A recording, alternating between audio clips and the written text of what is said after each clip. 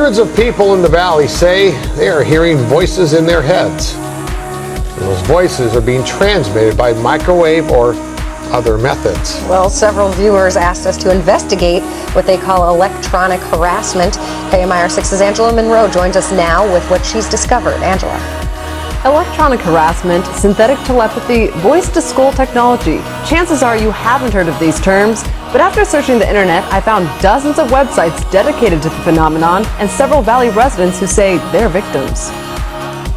How much more can you invade me than to go into my brain? It sounds like somebody else is reading the book, only it's thoughts. We're not having a group hallucination.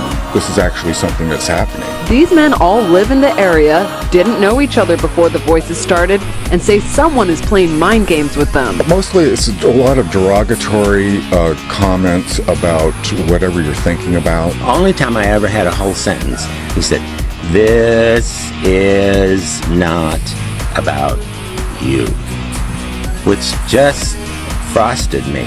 If it's not about me, what the hell am I going through all this for? Kevin Bond says he used to have a normal life. I was living in the San Diego area.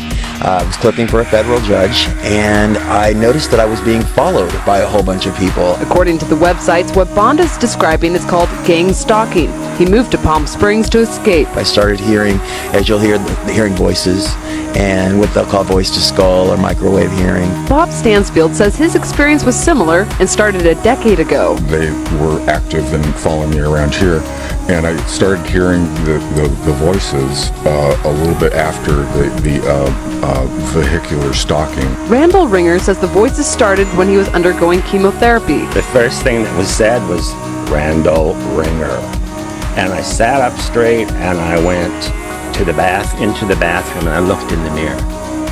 Looked myself in the eyes, and I said, did that really happen? Bond says he's found more than 300 victims locally and is tracking others across the state through billboards. In Johnson Valley, a Freedom House just opened to help people who believe they are being targeted. To many of you who find yourselves the object of covert harassment, that there is hope and that you are not alone, and that we are striving to find legislation and we're working towards freedom for all. Derek Robinson leads a national group called Freedom from Covert Harassment and Surveillance. He says he knows who's playing mind games.